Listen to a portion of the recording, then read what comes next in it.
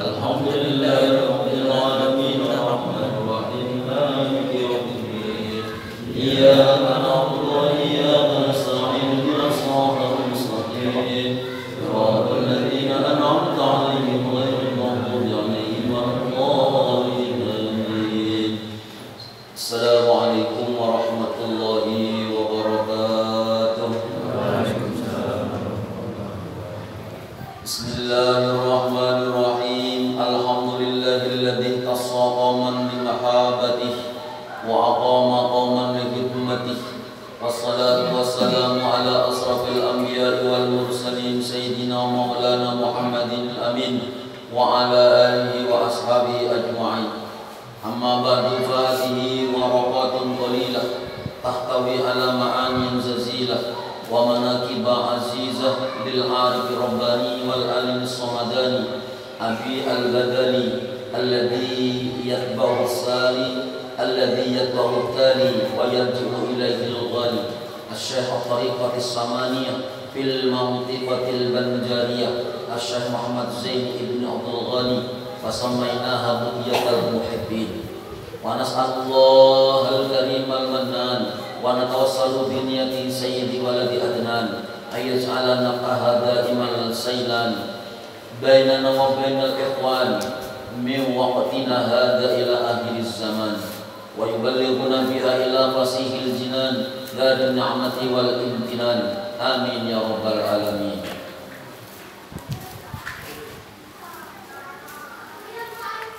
Dan telah diriwayatkan bahwa manakala dibaca manaqib orang-orang soleh daripada wali Allah, maka akan diturunkan oleh Allah beberapa rahmat kepada orang yang membacanya dan orang yang hadir mendengarkannya. Maka kita mengharap kepada Allah Ta'ala mudah-mudahan dengan membaca manaqib ini Allah Subhanahu wa Ta'ala akan menurunkan rahmatnya yang luas kepada kita sekalian. Amin amin ya rabbal alamin. Jamaah sekalian yang dirahmati Allah, alhamdulillah pada malam hari ini Allah takdirkan kita bisa bersilaturahim kembali di mushola ini, di majelis ini. Kita niatkan bersama kita membaca manaqib daripada aulia Allah, seorang wali daripada aulia Allah, Syekh Muhammad Zain ibn Abdul Ghani atau yang dikenal dengan guru sepuh. Mudah-mudahan berkat dengan kita membaca manaqib ini, kita semuanya nantinya dikumpulkan bersama beliau dalam surga Allah Subhanahu wa Ta'ala. Dikabulkan hajat-hajat kita, baik itu hajat dunia ataupun hajat akhirah. Amin Allahumma. Ya Rabbi warham li sayyidina Abil Badali wa subba fi qabrihi rahmatan wan ni'ami. Bijahi Rabbana hasil maqasidana wahtim bi khatamatil husna ma'as salam. Wa salli ya Rabbana ala nabil hasini wal ali was-sahbi wal adba'i kullihim. Qala Allah Ta'ala wal baladu tayyibu yakhruju nabatuhu bi ismi rabbih walladhi kharuja la yakhruju illa nakida. Kadzalika nisariful ayati liqaumin yaskurun. Artinya, dan bermula tanah yang baik dan subur itu mengeluarkan ia akan tanaman yang tumbuh subur dengan izin Allah.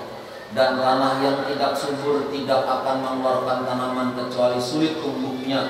Demikian seperti apa yang telah kami jelaskan dari ayat-ayat kami kepada orang-orang yang bersyukur. Ini kutipan di dalam mukadimah ini dalam Al-Quranul Karim. Dan insyaallah sebagian daripada makna dan arti tafsir pada ayat ini adalah wal baladu tayyibu yakhruju nabatuhu bi idzni rabbih. Negara yang subur tanahnya, maka dengan izin Allah akan mengeluarkan tumbuh-tumbuhan dan buah-buahan. Walladzi khubusa, sedangkan negara yang tandus la yakhruju illa nakida.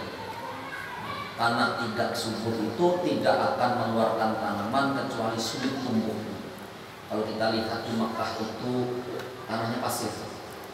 Kalau kita masuk ke kebun kurma itu subur, tanahnya pasir. Tapi di dalam pengelolaan menanam kebun kurma itu luar biasa. Jadi setiap satu pohon korma itu disediakan satu keran yang selalu menetes supaya tanahnya tetap basah, karena pasir itu kalau disiram langsung habis. Ini netes, jadi ekstra.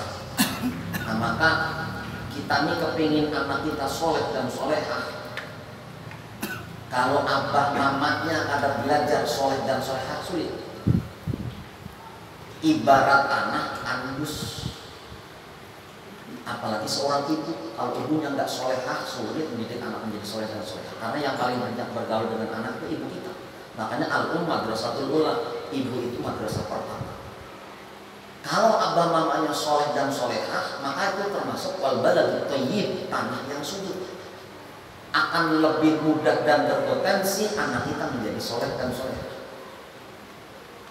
Maka jangan terlalu kita menyalahkan anak. Kalau anak kita sulit dididik dan sebagainya, bisa jadi contoh teladan dari orang tuanya tidak menjadikan anak itu soleh dan solehah. Jadi tanahnya anak soleh. Dan rata-rata orang-orang alim soleh itu abah mamanya itu nasabnya biasanya sampuk pendatuannya itu. Nah, si Khadijah dengan Rasulullah itu sampuk atasnya satu pendatuannya. Maka bermula nasabnya kudu sekumpul Syekh Zain Abdul Ghani radhiyallahu anhu dari pihak abahnya adalah Abdul Ghani bin Abdul Manaf bin Muhammad Saman bin Muhammad Sa'id bin Muhammad bin Abdullah bin Al-Alim Al-Allamah Mufti Muhammad Khalid bin Al-Alim Al-Allamah Khalifah Hasanuddin bin Maulana Syekh Muhammad Asad Lampain Al-Banjari. Ini dari abah sendiri. Dan bermula nasab Sidin dari pihak ibunda Sidin adalah Masliyah binti Sofiyah binti Muhammad binti Iyang binti Muhammad Yusuf bin Alim Al-Alamah Mufti Muhammad Khalid Al-Alim Al-Alamah Khalifah Hasanuddin bin Maulana Asad Muhammad Lampain Al-Banjari. Nah, sampuk loh atasnya. Jadi sepupu aja, satu pohon. Pendatuannya sama-sama dari datuan lain. Jadi sudah bibitnya memang sudah bibit unggul, tanahnya tanah subur, ada tapi dipupukin berpotensi menjadi. Nah,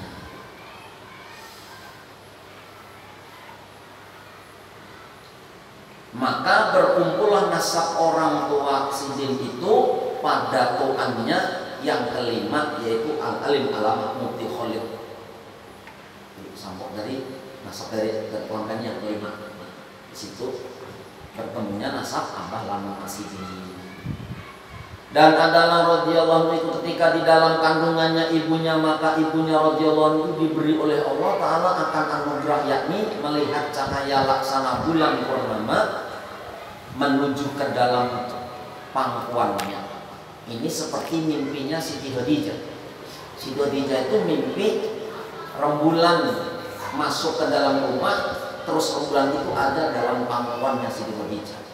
Ketika ditanyakan kepada Waraqah bin Naufal, seorang pendeta, maka dijawabnya, engkau akan mempunyai suami seorang nabi akhir zaman. Maka Siti Khadijah kabul, diperistri, dipersunting Rasulullah. Umur 25 tahun, Siti Khadijah sudah janda 2 kali, umur 40 tahun. Sama mimpinya. Jadi mamanya Sidin ini mimpi ada cahaya besar masuk ke dalam rumah, dalam pangkuan Sidin. Waktu mengandung gurus kumpul. Dan juga ketika ibunya sedang mengidam ingin memakan akan sesuatu makanan atau buah-buahan, maka dikabulkan oleh Allah akan keinginannya itu di dalam mimpinya, sehingga keinginannya sudah tiada lagi manakala ia bangun dari tidurnya. Nah, umpamanya Sidin hendak makan durian, umpamanya nih ngidam, guring sih kan, bangun tidur, Sidin sudah kada kepengen lagi. Kenapa? Waktu guring itu diberi Allah mimpi makan durian, sekenyangnya makan. Jadi bangun ini sudah kada kepengen lagi. Seakan-akan diberi Allah nyata. Nah, itu termasuk ciri-ciri alamat orang-orang soleh. Dan ketika mendekati masa kelahiran beliau, pada waktu itu negara di dalam keadaan kacau balau, yaitu waktu tentara penjajah Jepang sudah memasuki negeri Banjar. Dan untuk mendapatkan keamanan, maka kedua orang tua beliau itu keluar dari kampung keraton ke kampung Tunggulirang seberang, menuju ke rumah Abdullah, yakni sepupu dari nenek beliau yang bernama Sofia. Dan di sanalah mereka tinggal untuk sementara waktu. Dipilihnya kampung Tunggulirang seberang itu karena di kampung tersebut tidak pernah dijamah atau dimasuki oleh penjajah sebelumnya. Hal itu terjadi karena ada seorang ulama yang bernama Tuan Guru Haji Abdurrahman atau Tuan Guru Haji Abdul bin Tuan Guru Haji Zainuddin yang tinggal di sana. Karena di kampung Tunggulirang ini mulai dulu sampai ada penjajahan itu aman, karena di dalamnya ada dua orang ulama besar, atau orang alim, orang wali di sana, akhirnya dijaga kampung itu. Maka detik-detik anak lahir, Mama Sidi hijrah ke sana mencari kampung yang aman. Dan ketika radhiyallahu dilahirkan ke dunia dari perut ibunya, yaitu pada sekitar jam 2 malam Arba'ah di malam Rabu, tanggal 27 Muharram 1361 Hijriah atau bertepatan dengan 11 Februari 1942 Miladiah. Jadi 42 lahir 1942. Ketika itu matanya beliau hanya terpejam dan tiada ia menangis seperti bayi pada lazimnya. Biasanya bayi itu lahir menangis, ini ada mata tertutup terpejam, beliau ada menangis. Serta tubuhnya pun membiru hingga neneknya yang bernama Saudiah mengira kalau cucunya itu akan meninggal dunia. Disangka sih dia meninggal sudah. Apa ada berdarah, ada menangis, ketika buka mata tubuhnya biru. Dan dengan berkat doa dari Tuan Guru Haji Abdurrahman, maka tubuhnya radhiyallahu anhu itu beransur-ansur merah seperti warna bayi kebiasaan, dan tangisnya pun mulai terdengar. Akan tetapi tiadalah beliau itu mau menyusu kepada ibunya, ada mau, namun hanya mau ia menyesap atau menghisap lidah Tuan Guru Haji Abdurrahman. Jadi sini kadang lahir kadang mau menyusu sama ibu, menghisap lidah Tuan Guru yang wali Abdurrahman. Dan setelah beberapa lama diketahuilah bahwa radhiyallahu anhu mau ia menyusu kepada ibunya, manakala tiada ada orang lain di sisi ibunya yang bukan mahramnya. Masih bayi ya. Ini kan mau menyusul namanya, amun di kanan kiri itu ada orang lain selain mahram. Namun ada orang kecuali mahram di sini mau menyusul, masih bayi itu. Sudah menunjukkan hal-hal yang keluarga ada seperti wali-wali yang lain kebanyakan itu. Dan adalah nama beliau ketika masa kecilnya yaitu Kusairi, kemudian diganti oleh orang tuanya dengan Muhammad Zaini atas permintaan beliau sendiri karena mengikuti nama seorang ulama besar yaitu Tuan Guru Haji Ahmad Zaini bin Tuan Guru Haji Abdurrahman Tunggulirang. Tadi yang sakti tadi yang dihisap mengikuti nama sendiri. Ya Rabbi warhamni sayyidina bil badali wa sudda fi qabri rahmat wa ni'ami bi jahi rabbana sama qasidana wa ahtim bi khatimatil husna ma'as salami wa salli ya rabbana ala nabiyil hasimi wal ali wa sahbi wal idbari kullihim.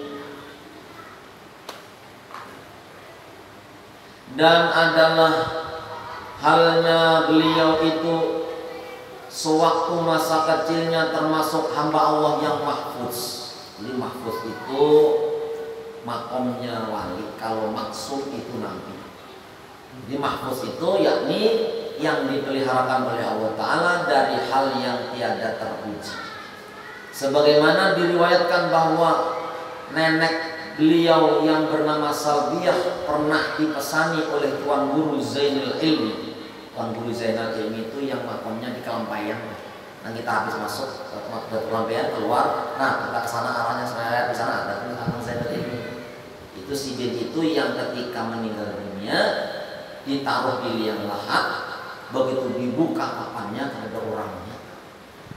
Begitu dibukain kapannya, tinggal kain kapannya aja. Apa jin amalnya si jin? Amalnya si jin daripada Syekh Saman Al-Madani pesankan kepada Datuk Kelampaian, amalnya ya Allah yahu, ya Allah yahu, ya Allah yahu sampai tertidur setiap hari anak kuring malam dalam keadaan suci kada batal, berwudu, berapa amalannya ya Allah yahu, ya Allah yahu, ya Allah yahu, ya Allah yahu sampai tertidur. Minimal amun kada hilang zatnya, minimal utuh ya. Minimal kada hancur. Nah, tidak dalam keadaan berwudu. Nah, pesan sini apa? Al Zainal Ilmi ini. Jadi,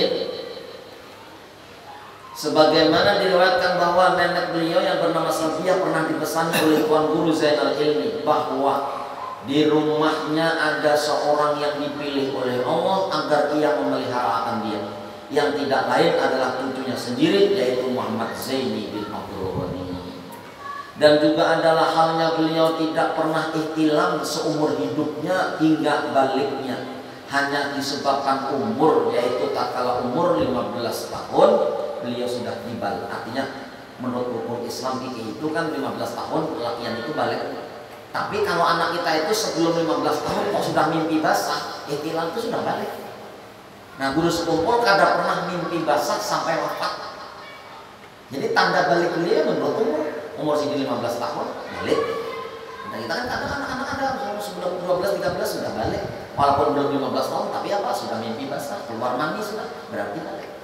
Nah, guru sekumpul pada pernah kayak Rasulullah ya. Lam yahtalim qatu taha mutlaqan abada wa ma tasa'aba aslam fil zaman. Lam yahtalim tidak pernah mimpi basah Rasulullah. Qatun sama sekali babar belas. Lam yahtalim qatu tahira mutlaq. Mutlak suci, Rasulullah tidak pernah mimpi basah. Aba walam wa matasa'aba aslan, dan tidak pernah menguap sama sekali. Seumur hidup Rasulullah tidak pernah menguap. Ngantuk kayak apa kasih tidak pernah. Fi madaz zamani, dalam sepanjang zaman Rasulullah tidak pernah ihtilam, tidak pernah menguap. Ada kita ini sering ihtilam, sering menguap. Terus kumpul termasuk yang ada pernah itu sampai beliau wafat. Di seumur hidup beliau tidak pernah mimpi basah. Dan demikian pula ketika beliau dibawa oleh salah seorang keluarganya untuk menonton film di bioskop, akan tetapi ternyata listriknya padam hingga beliau tidak jadi melihatnya, dan kemudian daripada itu bioskopnya itu pun roboh. Belum ingat anak daripada Kiai Muhtar Syafaat Blok Agung Banyuwangi, namanya ada Gus Wafa, Gus Nisam, ujar Bunyai, ujar istrinya Mbah Yai Muhtar Syafaat, ujar istri ini, mungkin Yai putra sampean itu nakal, kawannya ngaji nggak ikut ngaji, kawannya sholat nggak ikut sholat, itu nanti gimana kalau pian sudah wafat, yang menggantikan sampean siapa? Oh, anak sampean orang lain anak-anak ikut mengaji, ikut majelis taklim, ikut sholat jamaah kok. Ini Gus Papa nggak mau. Sekalinya Sidin ada keluar, ini kening Sidin tahangkok muncul awak dia kerabas ini. Begitu bangun bercerita, mohon maaf Mbah Yai, saya tadi sudah nyebut anakmu nakal.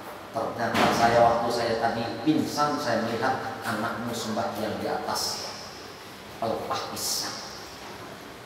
Itu namanya khawaribul adah, melawani kebiasaan orang. Itu baru habis itu punya ide aja sudah. Kayak apakah tingkatnya Gusnya tadi? Kadang ada anak bibinian santri, bibinian guring, sih dia bakal jalan di tengah. Coba anak sekarang aja di tengah, bunting kawannya ya. Dan adalah halnya itu, dan juga adalah halnya tidak pernah ihtilam sudah. Dan oleh salah, dan jadi ketika dibawa ke bioskop, bioskopnya runtuh, lampunya pun padam. Itu namanya mahfuz, dijaga oleh Allah dari sifat-sifat yang makmumah yang tercipta. Dan adalah halnya itu di masa sudah menampakkan khawariqul adah, yaitu melawani akan kebiasaan, menyalahi akan kebiasaan. Beberapa perkara yang menyalahi kebiasaan setengah daripadanya yaitu telah datang kepadanya seorang kepala gerombolan perampok, penganut ilmu yang sesat, dan adalah ia seorang sangat ditakuti oleh masyarakat. Dia ada gerombolan perampok yang ganas, yang ditakuti masyarakat akan kejahatannya. Hingga ketika perampok itu bertemu dengan guru sekumpul tadi, maka ia meminta kepada beliau agar diluruskan akan etikotnya yang sesat, serta dibimbing oleh beliau untuk bertaubat kepada Allah Ta'ala tanpa diminta. Bertemu guru sekumpul, perampoknya langsung minta lawan sidin, hormat sidin. Di hadapan sidin minta supaya diluruskan, supaya dibimbing untuk bertaubat kepada dan ada orang yang alim, yang betul-betul alim, soleh, orang alim, alamah. Alim itu menguasai ilmu syariat hakikat, lalu menggawe tentang ilmu itu. Bukan mengalim, bukan ilmu syariat saja, atau bukan ilmu hakikat saja. Kita tidak tahu hukum-hukum ini, kan tahu pikir-pikir yang terselengkapnya. Masya Allah, kita ini belajar kada cukup. Umur kita ini belajar kitab, belum ke syariat, belum ke hakikat. Syariatnya aja kita jutaan kitab, ada cukup kita. Nah, si dini ahli syariat, ahli hakikat, alim alamah. Maka orang-orang yang kayak itu memandang si din itu di bumi seperti memandang nabi. Maka banyak orang yang dapat petunjuk berkumpul dengan si din. Petunjuk. Cerita si din itu, kemurahan beliau itu yang luar biasa. Kemurahan sini. Ada Habib jam 10 malam berkunjung ke tempat Sidin. Habib tadi hanya Sidin apa? Di kanan kiri Sidin banyak kardus Indomie. Kardus Indomie banyak banget. Sekalinya apa? Kejar dulu sekumpul. Nah Habib, biar dulu tambah pian ini penasaran apa isinya kardus ini yang Habib. Nah, pian coba pian lihat di pian ambil satu. Sekalinya dibuka oleh Habib tadi. Satu kardus itu 1 M duit. Yang kesaksian Habib waktu itu, kesaksiannya Sidin itu bersedekah sebulan itu 4 miliar. Jadi seminggu 1 miliar. Itu kesaksian seorang Habib. Sidin kadawan membuka sebelum Sidin wafat. Begitu Sidin sudah wafat, hanya diungkai Sidin. Ini mata kepala di sini melihat langsung, sumpah demi Allah, itulah karomah guru izin. Nang kemurahannya kayak bangun mengalir. Maka sampai sekarang Sidin, kekayaan Sidin itu asetnya masih miliaran masih, karena Sidin Az-Zahra yang bisnis intan macam-macam itu masih berjalan. Beliau sudah wafat, tapi hartanya masih membiayai di sekumpul gitu.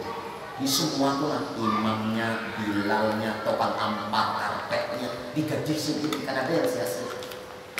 Sidin operasi di Surabaya karena ada orang patuh, orang Banjar di Surabaya. Orang Banjar di Surabaya, orang Suki. Akhirnya Sidin menghormati Ayuda, karena dia ikam meminta aku beri wadah ikam, Ayuda aku beri wadah ikam. Jadi Sidin operasi 7 hari Sidin nginap di rumah orang Banjar yang Suki di Surabaya itu.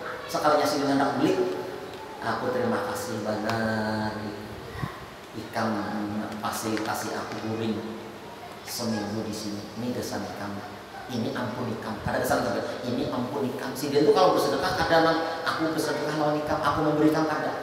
Ya Sidin, ini ampun ikam. Artinya ini dari Allah memang hakmu. Ada kita kan, Sidin itu beri, Sidin itu aku yang memberi ikam. Apa aja Sidin? Ini kesan ampun ikam berapa? 125 juta seminggu Sidin memberi orang. Padahal Sidin kata hendak, tapi menghormati muridnya. Jadi gurunya memberi nama, gurunya menyambut. Guru Skombol itu setiap orang datang habaib sambut terus jauh anak murid. Nah itu memberi Allah. Itu alimnya banyak tapi menuruti kemurahan tuh nah. Makanya ini manakib ini di Hadrul Maut dibaca. Di Hadrul Maut itu dibaca, manakib Guru Skombol dibaca. Masya Allah. Jadi bukan hanya se-Indonesia tapi Asia Tenggara mengakui kebesaran. Bahkan Datuk Lampayan itu berkeramat setelah 100 tahun. Setelah beliau wafat 100 tahun hanya muncul keramatnya. Makanya masyhur ulama kedudukan makom Datuk Lampayan itu dengan makom Guru Skombol tinggi. Makom Guru Skombol karena Guru Skombol begitu wafat kada simpat datang orang terus sampai sekarang haulnya pemecah rekor. Sekarang diperkirakan kemarin itu dihadiri 3,3 juta manusia. Ada seduniaan saking luar biasa dicinta pipang riyadhahnya. Sidin baju selembar aja di awal. Namun Sidin mandi sambil bertapas menunggu karing hanyar bangun Sidin memakai baju. Nasi bungkus, satu bungkus dimakan bertiga, abang sama Sidin, lawan Sidin bertiga. Nasi bungkus makannya tengah hari, pagi minum air hangat, sore minum air hangat. Makannya cuma sehari sekali nasi. Dulu waktu jatuh. Kalau orang memandang sekarang, Sidin sugih dipadahkan keduniaan. Ngalim benar orang sekarang jawab. Padahal Sidin, padahal sugih Sidin bukan untuk diri Sidin. Sidin cuci darah nukar mesin sendiri, bahkan pemerintah Banjar nukarkan Sidin, tapi separuh duit Sidin. Dia punya mesin cuci darah dua. Nah, ya. Jadi orang kadang melihat riyadhah Sidin kadang percaya Sidin berkeramat, bahkan ingkar. Maka orang yang ingkar kepada wali yang sejaman dengan dia itu disebut golongan Yahudi. Orang Yahudi itu ingkar lawan orang-orang yang dulu percaya ada wali. Nah, orang sejaman sekarang ada percaya dengan wali zaman sekarang itu etika orang Yahudi. Nah kita wajib percaya. Zaman dulu ada wali, zaman sekarang ada wali, besok pun masih ada wali. Karena wali itu seperti jumlahnya Nabi 124.000, wafat satu diganti oleh wali. Nah jadi kalau kita membaca riwayat orang-orang soleh dulu kayak apa, riyadhah Sidin, tirakat Sidin, malam sembahyang Sidin kayak apa, seujung kuku gitu kan. Orangnya alim, menyampaikan, mengamalkan, lalu Sidin pamurah. Itu yang kita nih kenapa membaca manakib supaya mencontoh. Kita kadang-kadang belajar sedikit ilmu hakikat, kadang mau lagi belajar syariat.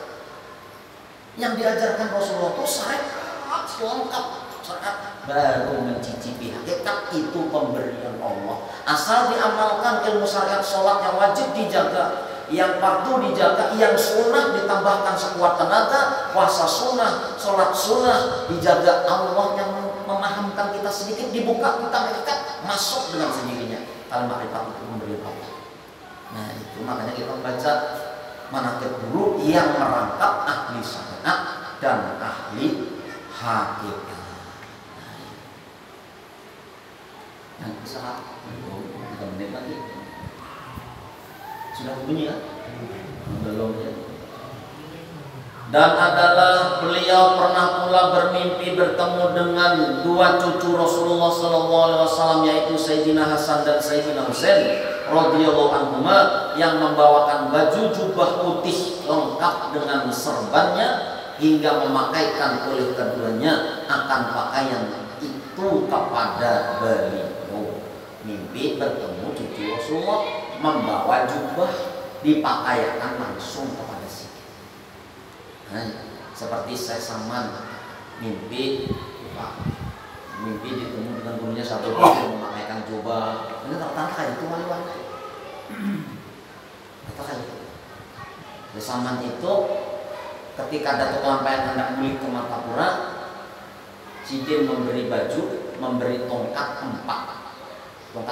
Sekarang ada yang masih disimpan di keraton, ada di wadah Guru Banjar Indah, ada yang dipakai Guru Skombol, ada juga jumlahnya 4. Nah di gambar Guru Skombol yang sini memakai tongkat berselempang di sini sorbannya hijau, itu tanda sorban hijau itu tanda alim alamah arif bilang sorban hijau. Memang orang musuh ada wangi pakai sorban hijau, ampun kadangnya levelnya seperti itu. Nya diberi paling dipakainya tuh dalam wiritan sambil lemek sembahyang, mau diselempangkan ke sini karena wangi. Karena itu makomnya orang-orang wangi, para hamba itu.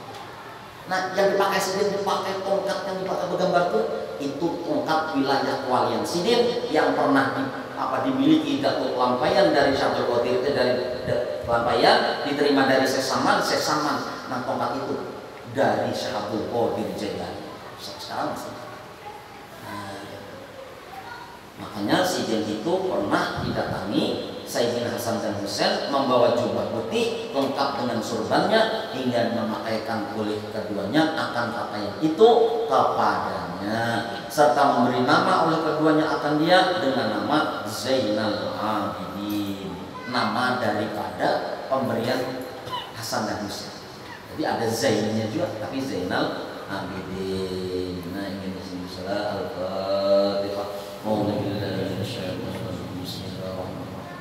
Alhamdulillahirabbil alamin arrahmanir rahim maliki yaumiddin iyyaka na'budu wa iyyaka nasta'in ihdinas siratal ladzina an'amta 'alaihim ghairil maghdubi 'alaihim waladdallin amin. Amin amin ya Allah rabbana bismillahirrahmanirrahim alhamdulillah shalli wa sallim wa barik ala sayyidina Muhammad wa ala alihi washabbihi ajmain. Allahumma kama mananta 'alaina bil imani wa zidna minhu wa kama mananta 'alaina bil islami wa zidna minhu wa kama mananta 'alaina bil afiyati wa zidna minha. Ilahana tub 'alaina taubatan nasuha wa hawil ahwalana wal muslimin ila asanil har. Allahumma inna nas'aluka hubbaka wa hubba man yuhibbuka wa hubba kulli amalin yuqarribuna ila hubbik. Wa sallallahu alaihi wa sallam walhamdulillahi rabbil alamin. Taqabbalallahu minkum. Nanti habis isya sambil menyorong makanan kita